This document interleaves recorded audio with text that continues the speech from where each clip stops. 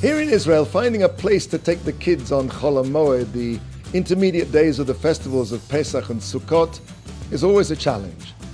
I find it difficult to get excited about the prospect of picnicking in a park in Tel Aviv on a small patch of faded grass together with a couple of thousand other families.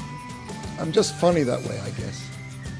And so it was a great pleasure to discover the Blind Museum in Holon, which has a special exhibition, Dialogue in the Dark. In this museum, you're led through several large rooms in total, complete darkness. The only way you can sense where you are is by using your other senses, touch, smell, hearing. The place is a fascinating approximation of what it must be like to be blind. Shem Yerachim. When I woke up the following morning, and I said the blessing to Hashem, who gives sight to the blind, I said that blessing as though I'd never said it before in my life. Blindness plays a central role in this week's Torah portion, Toldot. Yitzchak, Isaac, cannot see that it's really Yaakov, Jacob, to whom he's giving the blessings.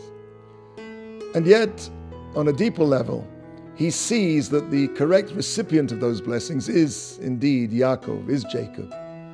Because through the bad smell of the washed goatskins that cover Yaakov's arms, Yitzchak, Isaac, can detect the aroma of Gan Eden, of the Garden of Eden, that enters the room together with Yaakov.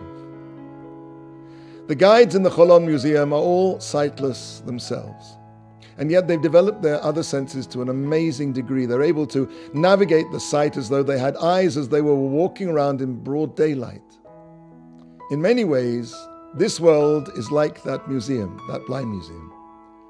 In this world we think we see, but there's so much more that's hidden from our eyes than that which is revealed.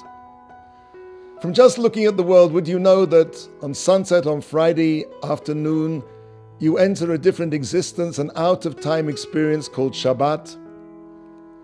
I remember the first time I kept Shabbat properly. I woke up the following morning and I thought it was Monday. Can you see that with your eyes?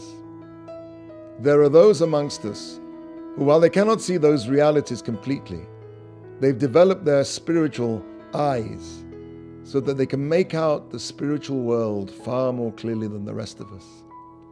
They are the great Torah scholars of every generation who guide us around this blind museum that we call the world.